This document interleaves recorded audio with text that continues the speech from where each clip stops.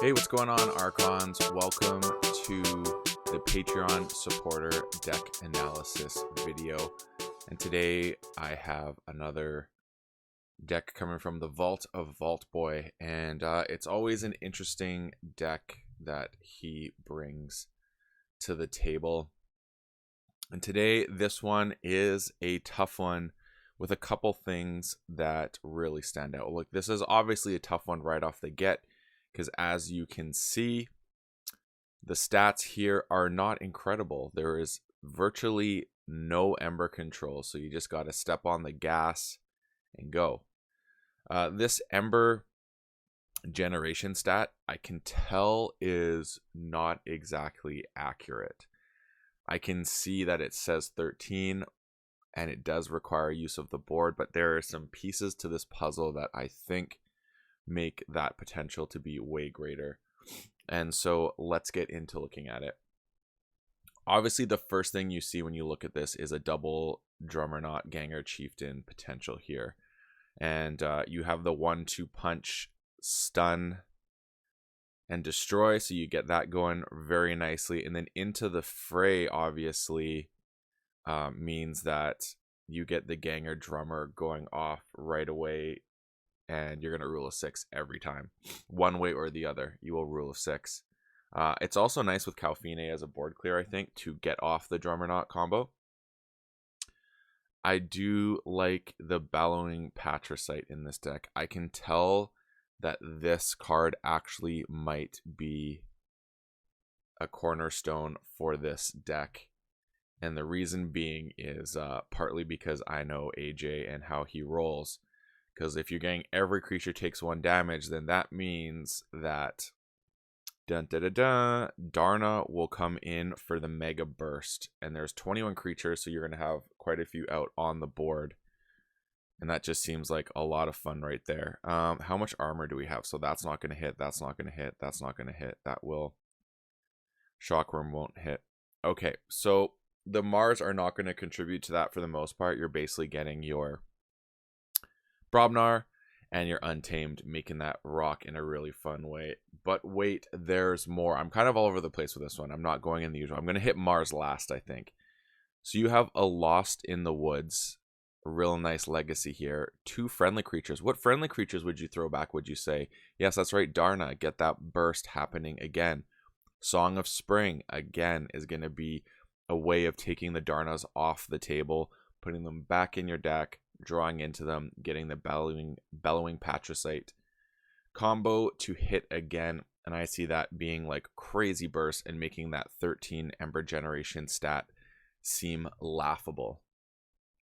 There's just big bodies here too, so these are going to stay on the board. Dusk Witch obviously is not in play once Bellowing Patricite comes out, but has the nice quality of being a turn 1 bomb to make your opponent go, oh dang, I gotta deal with this.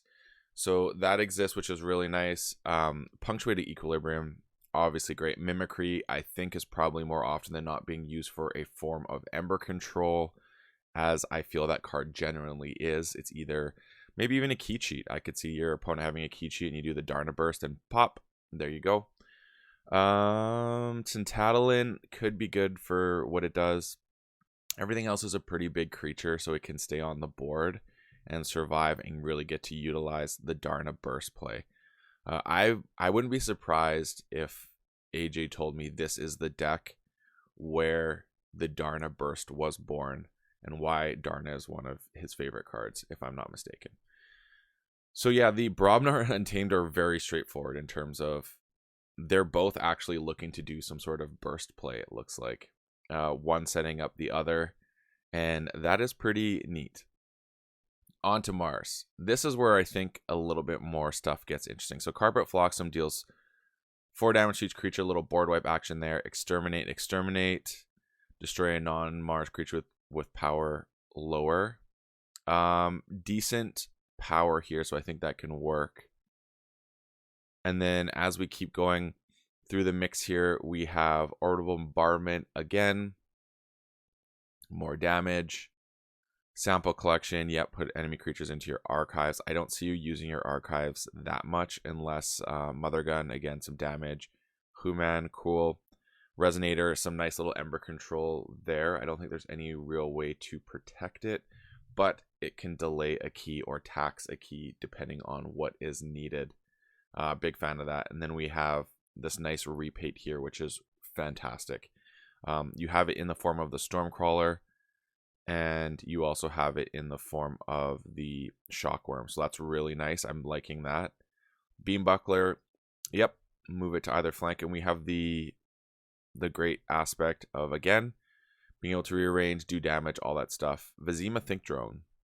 Now here's an interesting one. You may archive a friendly creature artifact from play. I wonder, yeah, I think you would use this for the Darna combo yet again. And the Harvester, really just another burst. And then we went over the Shockworm again. So this is an offensive deck. You do not play defense with this deck. You go. You just go. And I'm guessing actually you can play the Darnas, now that I'm thinking about it. And then you use Lost in the Woods or Song of Spring if the Darnas are dead.